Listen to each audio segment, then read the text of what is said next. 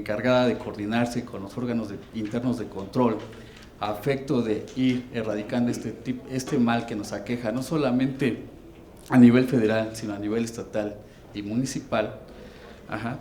El suscrito también en un momento dado podría establecer como sugerencia que se establezca una ley general para ese tipo de, para el tipo de adquisiciones, ya hablando del ejercicio de recursos públicos. Una ley general en la cual se establezcan ciertos formatos, en los cuales, como lo reiteraba, los 3 niveles de gobierno puedan llenarlos y contar con una base de datos. Aunado a lo anterior, si también tomamos en cuenta lo que hoy en día ha hecho el Instituto Nacional Electoral con un registro de proveedores, también se podría llevar a cabo para un buen funcionamiento en cuestiones, insisto, del ejercicio de recursos públicos. El órgano interno de control, si bien es cierto, es el órgano encargado de detectar las irregularidades por parte de los servidores públicos, de iniciar los procedimientos administrativos sancionadores y en su momento dictar la sanción correspondiente referente a las faltas no graves como tal, no solamente es una labor de escritorio, es una labor de campo, ¿sí? No solamente respecto a la función del personal sustantivo, ¿sí? Si bien es cierto, atendiendo a los lineamientos que marca la ley orgánica, hoy en día es el encargado también de verificar que esos recursos como tal se ejerzan de manera adecuada, ¿sí? No solamente es un simple llenado de requisitos por parte de proveedores para efecto de arrendamiento, de adquisición de bienes y servicios o en su defecto de licitación, adjudicación de obra pública, ¿sí? También en su momento debemos de hacer una labor de campo. ¿Por qué? Porque es obra que se va a dejar para futuras generaciones, ¿sí? Obras que en un momento dado se pueden establecer una duración, una durabilidad de 30 años, ¿sí? Y si lo vemos, hay obras que totalmente dejan mucho que desear, ¿sí? Aquí hay que verificar esas obras como si fueran para uno mismo, en nuestro caso como particular. Si contratamos a un maestro de obra, ese maestro nos tiene que entregar una buena obra que dure y perdure cierto tiempo, ¿sí? No solamente una obra a la y se va, con tal de ejercer los gastos, o en su defecto, con tal de ejercer los recursos públicos y justificarlos. No, insisto, independientemente de la labor de escritorio, debemos de hacer una labor de campo. Eso sería de manera breve y concisa la exposición de su servidor.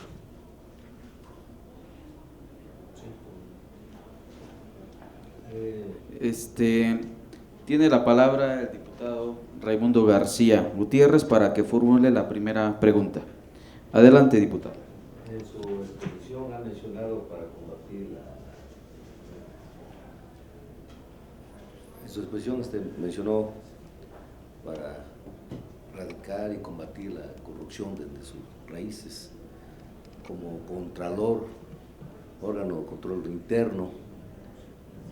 ¿Cuáles son los procesos que usted llevaría a cabo para combatir totalmente esa corrupción que hizo usted mención?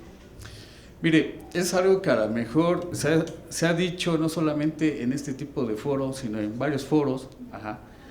Tan es así que el día de ayer hubo una comisión por parte del Sistema Nacional Anticorrupción, donde estuvo presidida por el secretario técnico, por el presidente de la Suprema Corte de Justicia, y a la par también se llevaba un seminario internacional referente a la anticorrupción, al sistema anticorrupción. Mucho se ha tocado el tema de la cultura de la legalidad, de la transparencia y de la eficacia, ¿sí? Y sí, es bien cierto, es una falta de cultura, ¿sí? Desgraciadamente nuestro país está inmerso en esta situación, tan es así que el día de ayer se hacía un comparativo, cuál es la percepción de la ciudadanía.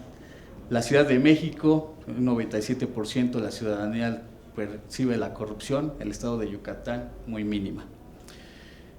Es llevar a cabo el código de ética, que hoy en día debe de tocarse muy a fondo, ¿sí? Un código de ética en los servidores públicos, los cuales, como dice un dicho, si no hay éxito, si no hay compromiso, ¿sí?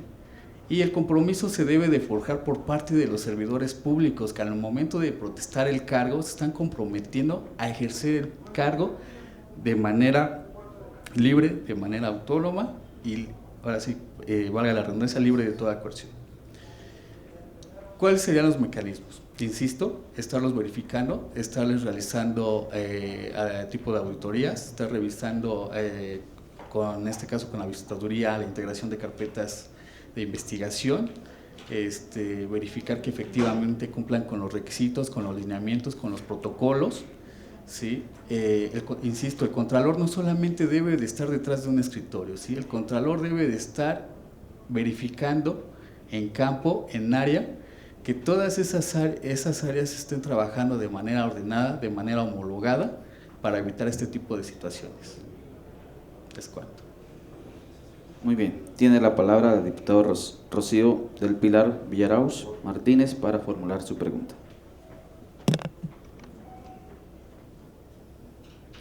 Gracias, presidente.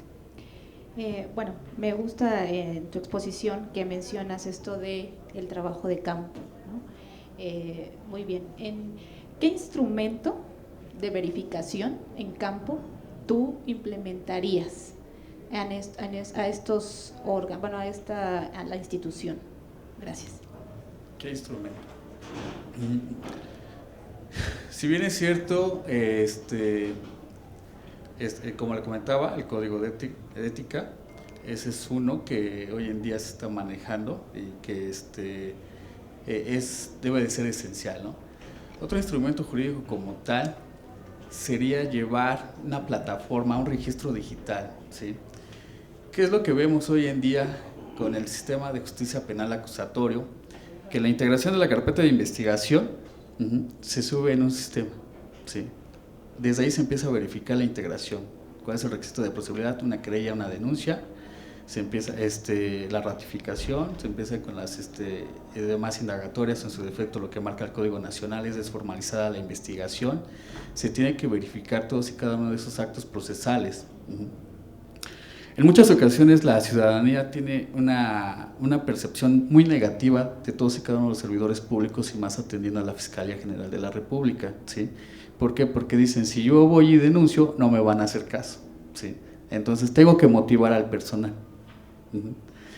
En este caso también el personal, y perdón por la expresión tan coloquial, pero para eso se alquila uno, ¿sí? Para darle servicio y atención a la gente, ¿sí? Aquí no son privilegios, el ser servidor público no es un privilegio, es un mérito, y es una honra servirle a nuestro país y sobre todo brindar el mejor servicio de excelencia, ¿sí? Entonces, para mí es importante hoy en día la tecnología, ¿por qué? Porque en línea puedes verificar la actuación de todos y cada uno de los servidores públicos, insisto, no solo del personal sustantivo, sino también de los que ejercen los recursos públicos. Es cuanto. Muy bien, pudiera sacar un papelito de ahí y nos dices el número correspondiente para hacerte la pregunta. 6. La número 6. Sí. Buenas tardes, licenciado. Le voy a hacer la siguiente pregunta, que es la número 6. ¿Cómo le marca la ley proceder al detectar un hecho ilícito? En este caso, la ley establece que una vez que uno se percata de ese tipo de situación, es llevar a cabo los procedimientos. El procedimiento especial sancionador aplica los principios generales del derecho penal. Se le tiene que hacer saber al servidor público que está incurriendo en un hecho delictuoso como tal, se le hace saber su derecho de presunción de inocencia, se inicia se levanta el acta administrativa correspondiente y se empieza a integrar. Se le da su garantía de audiencia al servidor público para efecto de que manifieste lo que su derecho corresponde, oferte medios de prueba, se desahoguen, presente los alegatos correspondientes y verificar si la falta es no grave, entonces el órgano interno de control emite la resolución correspondiente. En caso de que la falta sea grave, entonces ya se manda al Tribunal Federal de Justicia Administrativa. Es cuanto. Muchas gracias por su comparecencia. Sería todo, ciudadano Raúl Mendoza. Les agradezco la Moreno atención. Mendoza. Buena tarde.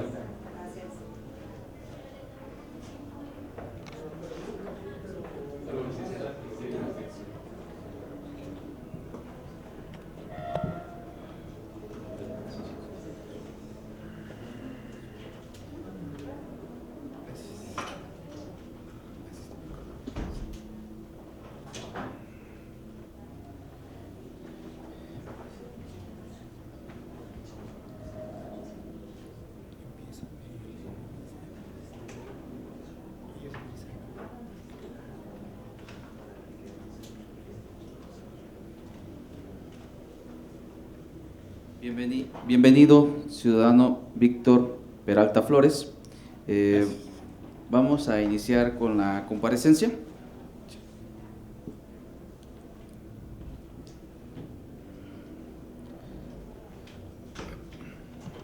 De conformidad con la convocatoria expedida por la Cámara de Diputados del Honorable Congreso de la Unión, con fundamento en el artículo 74, fracción octava de la Constitución Política de los Estados Unidos Mexicanos y los artículos 20, numeral 2, inciso J, 33, 34, numeral 1, inciso I, 57 bis y 57 ter de la Ley del Congreso General de los Estados Unidos Mexicanos para la designación de titulares de órganos internos de control de los organismos con autonomía reconocida en la Constitución Política de los Estados Unidos Mexicanos, que ejerzan recursos del presupuesto de egresos de la Federación y encontrándonos en la etapa cuarta del proceso indicado, damos la bienvenida como Comisiones Unidas de Transparencia y Anticorrupción y de Vigilancia de la Auditoría Superior de la Federación al ciudadano Víctor Peralta Flores, quien es aspirante a la titularidad del órgano interno de control de la Fiscalía General de la República para desahogar la comparecencia a la que fue convocado en fecha, horario y salón que se encuentra en la página de la Cámara de Diputados.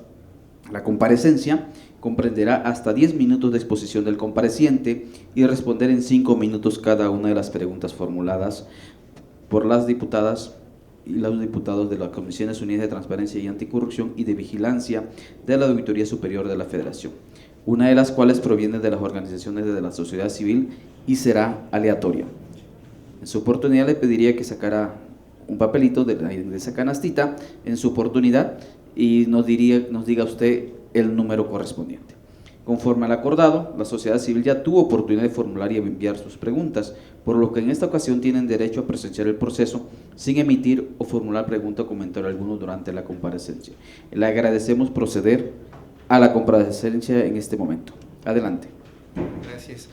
Bueno, ante el reclamo de la sociedad de hacer un frente decidido y eficaz pues contra los actos que se apartan de los principios que rige el actual de los servidores y que fomentan la corrupción en diversos aspectos, pues resulta indispensable promover una nueva actuación clara, transparente, honesta y eficiente, pues así como promover una coparticipación comprometida y decidida de la autoridad, así como de los propios ciudadanías.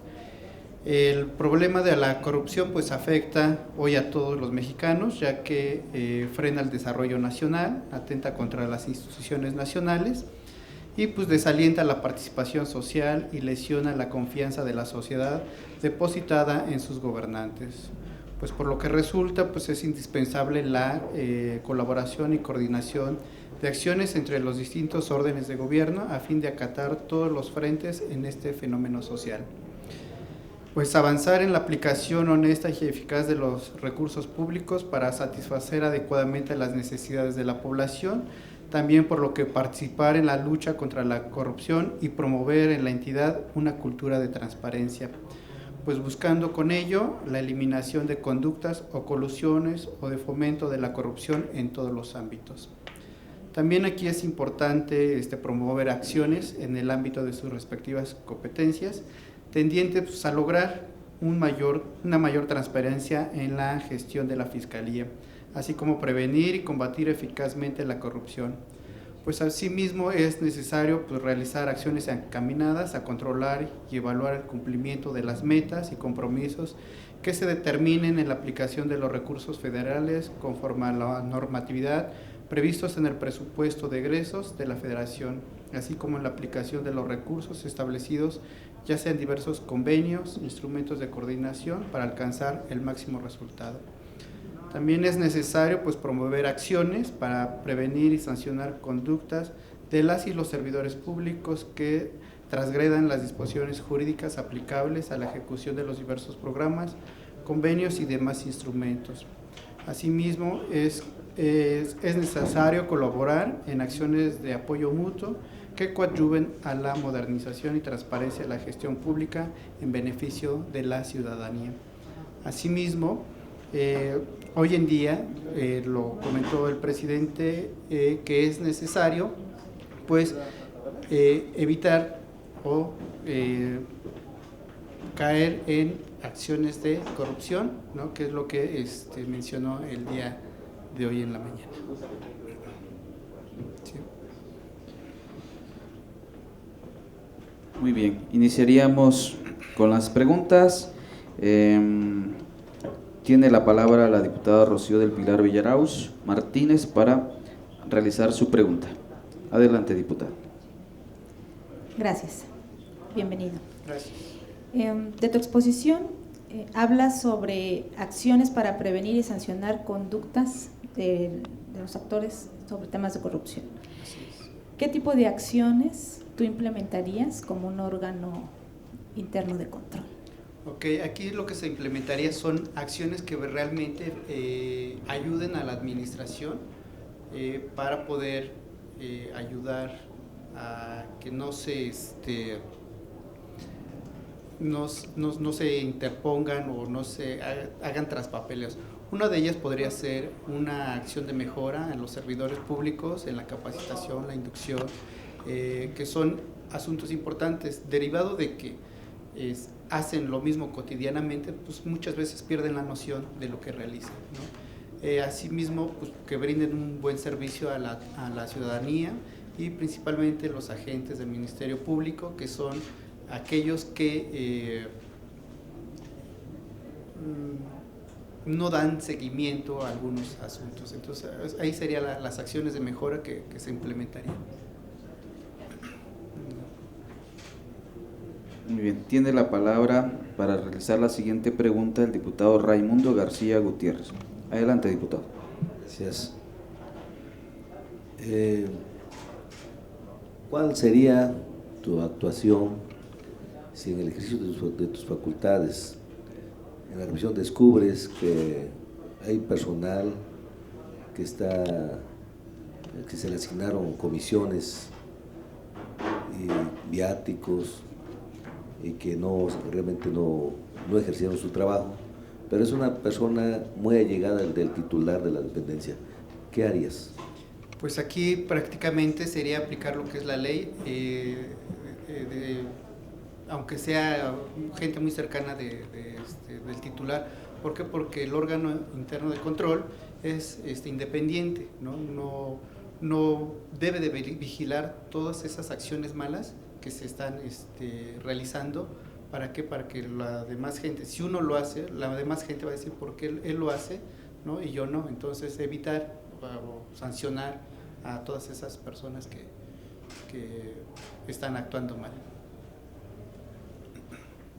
Por favor, si no puedes, si puedes sacar el papelito de ahí de la canastita y nos dices el número.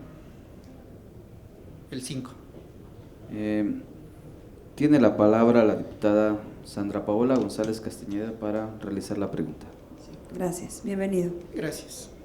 La pregunta número 5 dice, que nos explique si conoce el concepto de conflicto de interés. Sí, el conflicto de interés es aquella persona o servidor público que tiene alguna relación con un tercero, por ejemplo, en una adquisición de un producto, que el servidor público, su pariente sea el primo, no sé, y ahí pues la persona no puede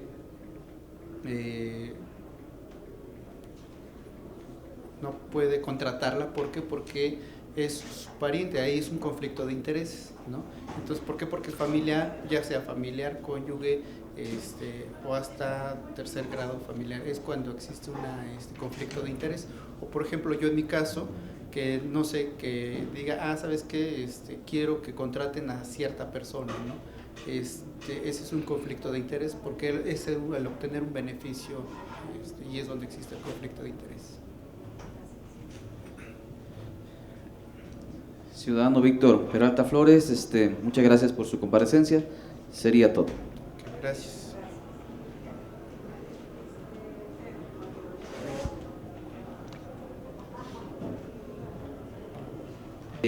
Nos comunican que el ciudadano José Gerardo Chávez Sánchez no se presentó a la hora indicada y por tanto pasaríamos al siguiente compareciente, que sería el ciudadano José Anuar Arce Lorenzana.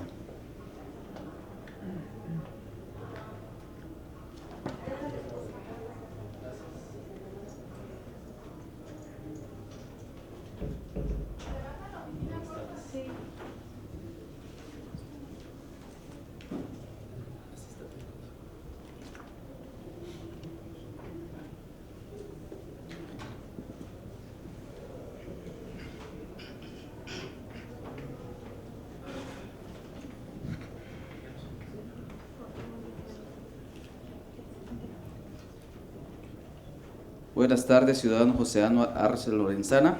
Bienvenido. Vamos a iniciar con la comparecencia. De conformidad con la convocatoria expedida por la Cámara de Diputados del Honorable Congreso de la Unión, con fundamento en el artículo 74, fracción octava de la Constitución Política de los Estados Unidos Mexicanos, y los artículos 20, numeral 2, inciso J, 33, 34, numeral 1, inciso I, 57 bis y 57 ter de la Ley del Congreso General de los Estados Unidos Mexicanos para la designación de titulares de órganos internos de control de los organismos con autonomía reconocida en la Constitución Política de los Estados Unidos Mexicanos, que ejerzan recursos del presupuesto de egresos de la Federación, y encontrándonos en la etapa cuarta del proceso indicado, damos la bienvenida como Comisiones Unidas de Transparencia y Anticorrupción y de Vigilancia de la Auditoría Superior de la Federación al ciudadano José Anuar Arce Lorenzana, quien es aspirante a la titularidad del órgano interno de control de la Fiscalía General de la República, para desahogar la comparecencia a la que fue convocado en fecha, horario y salón que se encuentra en la página de la Cámara de Diputados. La comparecencia comprenderá hasta 10 minutos de exposición del compareciente y responderá en 5 minutos cada una de las 3 preguntas formuladas por las diputadas y los diputados de las Comisiones Unidas de Transparencia y Anticorrupción y de Vigilancia de la Auditoría Superior de la Federación, una de las cuales proviene de las organizaciones de la sociedad civil y será aleatoria. En su oportunidad le pediría que saque un papelito de la canasta para hacerle la pregunta correspondiente. Conforme a lo acordado, la sociedad civil ya tuvo oportunidad de formular y enviar sus preguntas, por lo que en esta ocasión tienen derecho a presenciar el proceso sin emitir o formular pregunta o comentario alguno durante la comparecencia. Le agradecemos por proceder a la comparecencia en este momento. Adelante. La inteligencia consiste no solo en el conocimiento, sino también en la destreza de aplicar los conocimientos en la práctica, según Aristóteles. Buenas tardes, distinguidos diputadas y diputados de las Comisiones Unidas de Transparencia y Anticorrupción y de Vigilancia de la Auditoría Superior de la Federación. Agradezco la atención de todos ustedes. Como aspirante a ocupar la titularidad del órgano interno de control de la Fiscalía General de la República, inicio explicando sobre la definición de control. El control es un elemento del proceso administrativo que incluye todas las actividades que se planean para garantizar que las operaciones reales coincidan con las operaciones planificadas. Ahora bien, el órgano interno de control es una unidad administrativa, como lo denomina la Ley General de Responsabilidades Administrativas. Es un órgano dotado de autonomía técnica y de gestión para decidir sobre su funcionamiento y resoluciones. Tendrá a su cargo prevenir y corregir, investigar y calificar actos u omisiones que pudieran constituir responsabilidades administrativas de los servidores públicos de la Fiscalía y de los particulares vinculados por faltas graves. La Ley Orgánica de la Fiscalía General de la República, la Ley General de Responsabilidades Administrativas y la Ley General del Sistema Nacional Anticorrupción, en los artículos 34, 10 y 27 respectivamente, señalan la competencia del órgano interno de control. Todas ellas son muy importantes. Sin embargo, debido al tiempo, solo mencionaré algunos puntos que formarán parte de mi plan de trabajo. Primero, es necesario que el órgano interno de control cuente con un líder. El líder tiene la función de transmitir una visión global e integrada, mostrar confianza al grupo, orientar y movilizar a las personas a concretizar los objetivos planteados, animar y mantener el interés del grupo a pesar de los obstáculos y crisis que se pueden encontrar a lo largo del trabajo, reforzar los sucesos y cuando sea necesario corregir los desvíos. Soy conductor de radio por internet desde hace 6 años en el programa denominado Factor Humano. A la fecha he realizado 225 entrevistas a invitados nacionales e internacionales, platicando de diversos temas como de contabilidad, auditoría, finanzas, impuestos, sobre pruebas periciales, defensa fiscal, lavado de dinero, laboral, planeación fiscal, psicología, etc. Catedrático desde hace 20 años a nivel licenciatura, maestría y doctorado en diversas universidades. Conferencista a nivel nacional desde hace 15 años en diversas universidades del país, en foros nacionales e internacionales, impartiendo diversos temas. Esto me permite entender al factor humano y reconocer sus habilidades para desempeñar sus actividades, lo que sin lugar a dudas aplicaré con los servidores públicos de la Fiscalía General de la República. Segundo, verificaré oportunamente el cumplimiento de las declaraciones patrimoniales, de intereses y en materia fiscal. En el primer rubro, en sus 3 modalidades: declaración inicial dentro de los 60 días naturales siguientes a la toma de posesión con motivo del ingreso al servicio público por primera vez, reingreso al servicio público después de 60 días naturales de la conclusión de su último encargo, modificación patrimonial durante el mes de mayo de cada año, conclusión del encargo dentro de los 60 días naturales siguientes a la conclusión. Los declarantes deberán presentar las declaraciones patrimoniales, de intereses y fiscal con la finalidad de verificar la evolución de su situación patrimonial, incluyendo la de sus cónyuges, concubinas o concubinarios y dependientes económicos directos. El órgano interno de control deberá realizar una verificación aleatoria de las declaraciones patrimoniales que obren en el sistema de evolución patrimonial. De no existir ninguna anomalía, expediremos la certificación. En caso contrario, se iniciará la investigación correspondiente conforme a la normatividad establecida. En el supuesto que aún exista la omisión por un periodo de 30 días naturales, siguiente a la fecha en que se hubiera notificado al declarante, el órgano interno de control declarará que el nombramiento ha quedado sin efecto, deberá notificarle al titular de la Fiscalía General de la República para separarlo del cargo. Me encargaré que a los servidores públicos se les asesore de manera adecuada y oportuna para que presenten la declaración patrimonial de intereses y del impuesto sobre la renta sin problemas y no incurran en ninguna responsabilidad administrativa.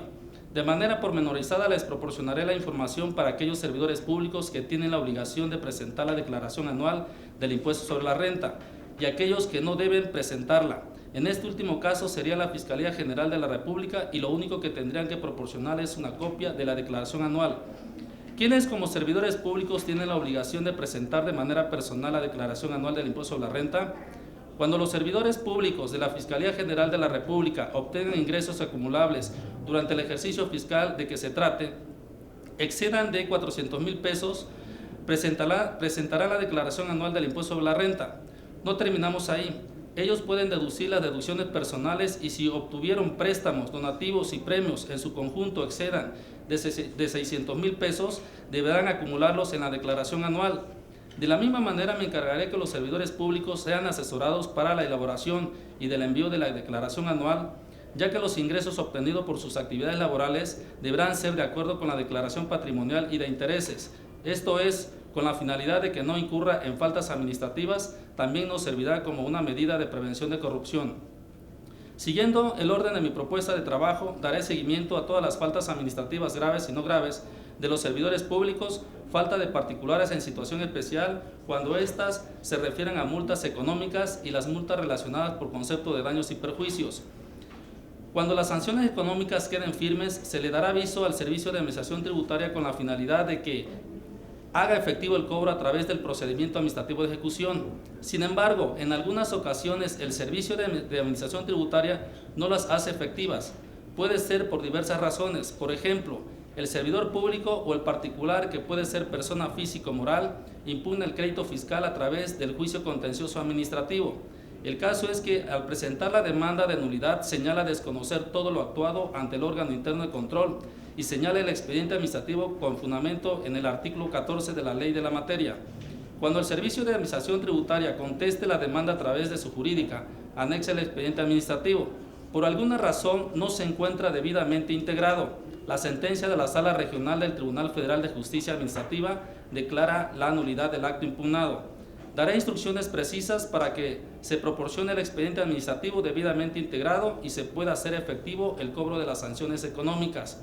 Cuarto, con respecto a las adquisiciones, arrendamiento de bienes muebles y prestación de servicios y las obras públicas que realice la Fiscalía General de la República, si bien es cierto que se lleva a cabo a través de una licitación pública, cuando se presenta el contratista o licitante, sea persona física o persona moral, es necesario verificar todos los documentos que presenta, ya que puede existir jurídicamente, pero no existe físicamente. Es decir, cuando se trate de una persona moral, existe su acta constitutiva y la alta al Registro Federal de Contribuyentes. Sin embargo, al verificarlo físicamente el establecimiento, se trata de un terreno baldío.